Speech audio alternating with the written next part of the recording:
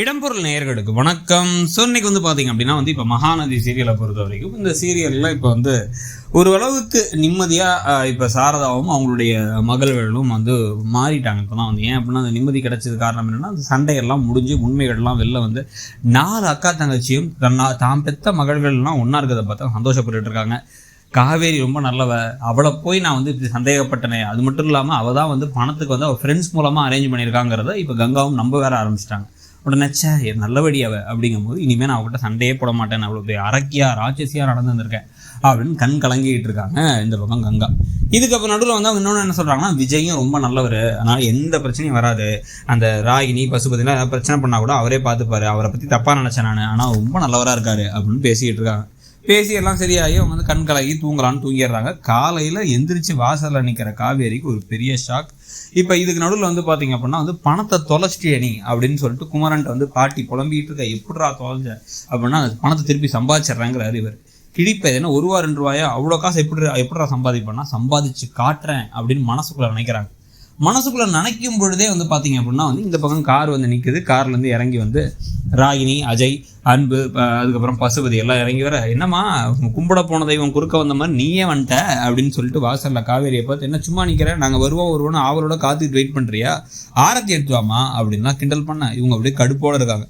இதுக்கப்புறம் இந்த வீடு இவ்வளோ பெரிய வீட்டுக்கு நீ தான் ராணின்னு ஓவராக ஆட்டம் போட்டுடல, இந்த வீடு இதுக்கப்புறம் அரண்மனை மாதிரி இருக்குல்ல, எல்லாரையுமே சந்தோஷமாக்க போகிறா என் பொண்ணு ஆனால் ஒருத்திக்கு மட்டும் நரகமாக இருக்க போகுது, இதுக்கப்புறம் வாழ்க்கையில் நீ சந்தோஷத்தையே பார்க்க போகிறதில்ல, உன்னை வச்சு செய்ய போகிறோம் அப்படின்னு சொல்லும் பொழுதெல்லாம் எல்லாரும் இருக்காங்க.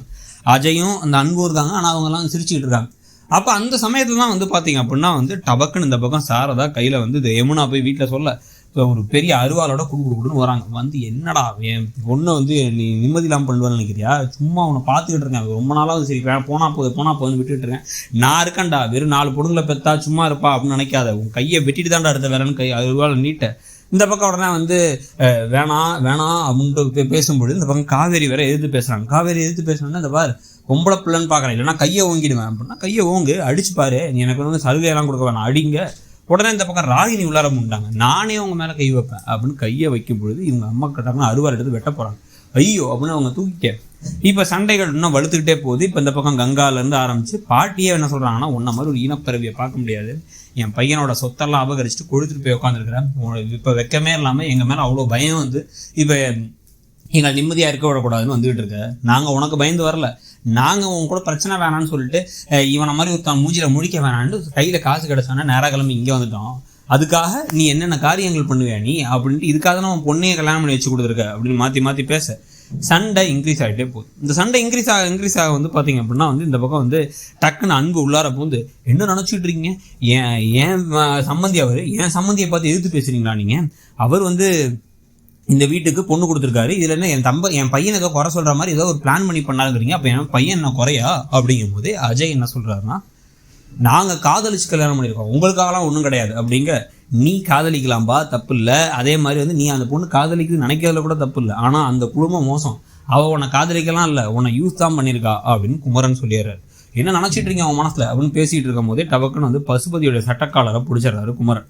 கையெல்லாம் தட்டி விடுறாங்க, மேலே கை வச்சிட்டல, விடமாட்டேன் உங்களெல்லாம் விடமாட்டேன் அப்படின்னு ஒரு கத்தை, என்ன பண்ண முடியுமா பண்ணிக்கடா, என்னடா நினச்சிட்டு இருக்க அப்படின்ட்டு நீ தானே வந்தோடனே முதல்ல நீங்கள் உங்கள் வீட்டு சம்மந்தி அப்படின்னா அவர் என்னை இந்த வீட்டில் நிம்மதியாக இருக்க விடமாட்டேன்னாரு, அப்போல்லாம் பார்த்துட்டு பேசாமல் தானே இருந்தீங்க அப்படின்னு கேட்க, அந்த சமயத்துலன்னு பார்த்தா டக்குன்னு விஜய் வெளில வரார்.